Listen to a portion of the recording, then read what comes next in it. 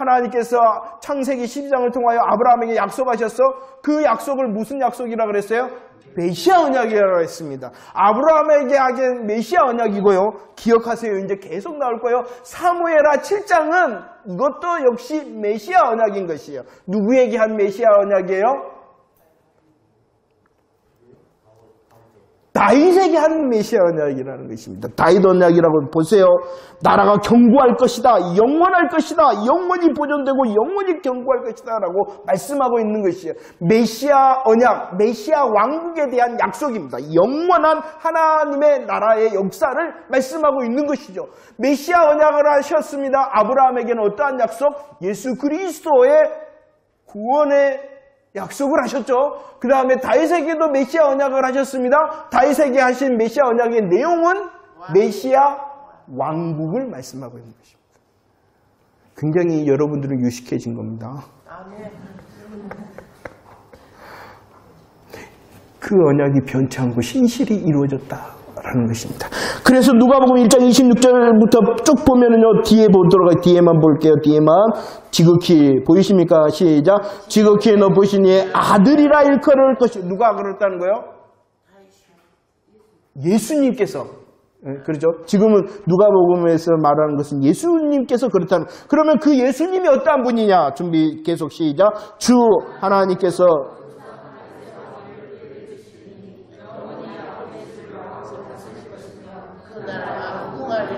그 하나님의 아들, 높은 자의 아들이라 일컬음 받은 예수 그리스도가 야곱의 집뿐만이 아니라 다윗의 왕위를 영원히 그리고 무궁하게 할 것이다. 무엇을요? 그 나라를. 메시아 왕국. 메시아 왕국이라고 하니까 좀 이상한가요? 하나님의 나라. 그러니까 이것은 좀 신학적이어서 좀 그러는데요. 아무튼 계속 약속하셨으며 그 약속을 하나님께서 신실히 이루셨다는 것입니다. 어떠한 문제가 있어요? 캄캄의 문제가 있습니다. 이것은 인간의 실패를 말씀하고 있는 것이죠. 오늘 보면은 읽었던 말씀에 루키 4장 12절 말씀에 유다는 베레스를 낳았는데 누구에게서 유다가 베레스를 낳았다 그랬어요? 루키 4장 12절에 다말. 왔다 갔다 해서 좀 미안합니다. 다말과 유다 사이는 정상적인 관계입니까? 죄악의 관계죠. 죄악의 관계죠. 유다의 실패와 실수, 죄악의 관계입니다. 그러나 하나님께서 그래도 용납하셨다는, 복음으로 역전하셨다는, 오히려 그 다말을 통하여 베레스를 태어나게 하셨다는 것입니다. 죄가 더한 것에 은혜가 더한, 우리의 실패와 실수가 이 구원의 역사를 망가뜨리지 못했다는 것입니다. 누가 일하셨기 때문에? 하나님께서 일하셨기. 하나님의 시간은 저와 여러분들을 보이지 않더라도 흘러갈 뿐만 아니라 그 하나님의 시간은 멈추지 않는다는 거예요. 나의 실수와 실패, 죄악도 그 하나님의 시간을 멈출 수 없다는 거예요. 얼마나 은혜인가요? 그 하나님의 것이 내게 맡겨졌다면, 그 하나님의 구원이 내게 맡겨졌다면 나로 인해서 어떻게 될 건데? 멈춰져 버렸을 것인데. 알았다, 카톡. 자, 봅시다. 다윗의 족보와 예수 그리스도의 족보를 봅시다. 여기서도 나와요. 마태복음 3장 6절 말씀을 봅시다. 저가 기록 빼먹어버렸어요. 이새는 다윗 왕을 낳았다 그랬죠? 그런데 그 다윗은 누구를 낳았어요? 솔로몬을 낳았잖아요. 그런데 그 솔로몬을 낳았을 때 어떻게 말하냐 그러면은 다윗이 밧세바를 통해서 낳았다 그러는 것이 아니라 뭐라고 설명하고 있냐 그러면은요, 우리아의 아내라고 말합니다. 그러면은 이 관계도 정상적이라는 거야? 아니라는 거야? 아니라는 것이에요. 하나님의 구원의 시간표가 이 다윗으로 인하여 끝쳐질 뻔했는데 그렇지 못했다. 죄가 더한 것에 은혜가 더한다는 것입니다. 여러분들 실수하고 실패해서 내 잘못으로 캄캄하나요? 더 누구를 의지해야 되겠습니까? 그러죠. 그러라는 것입니다. 캄캄한 시대도 주님은 일하시고 우리의 실수와 실패로 끊어질 것 같은 그 순간도 누가 역사하신다는 거예요? 하나님께서 역사하신다는 것입니다. 그 하나님의 역사는 어떻게 하시는지 아세요? 위로 한번 봅시다. 룻기서 보면은요, 살몬이 나옵니다. 살몬 보이십니까? 살몬은 누구의 아버지였냐 그러면은요, 보아스의 아버지였습니다. 보아스는 누구를 낳았어요? 오벳을 낳았잖아요. 봅시다.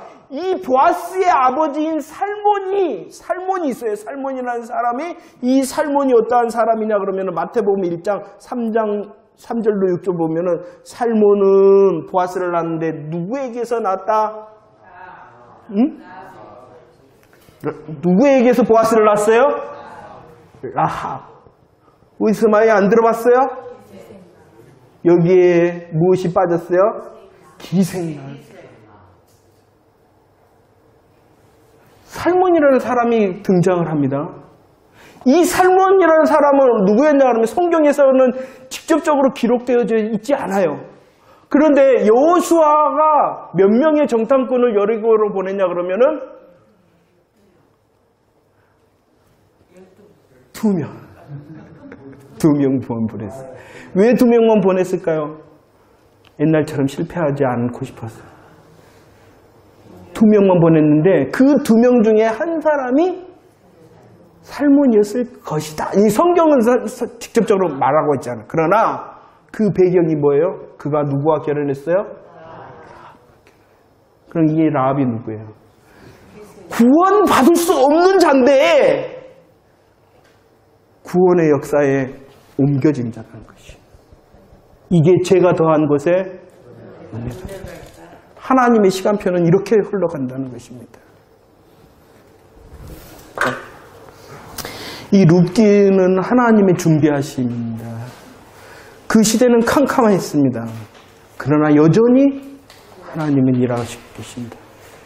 왕이 없다 하셨으나 하나님께서는 왕을 준비하고 계셨습니다.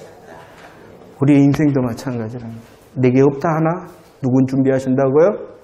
하나님의 준비하심을 믿으시기를 바랍니다. 내가 그 하나님의 언약을 얼마나 알고 붙잡고 고백하고 다시 하나님을 향하여 말하느냐, 이것이 문제인 것입니다. 하나님의 일하심.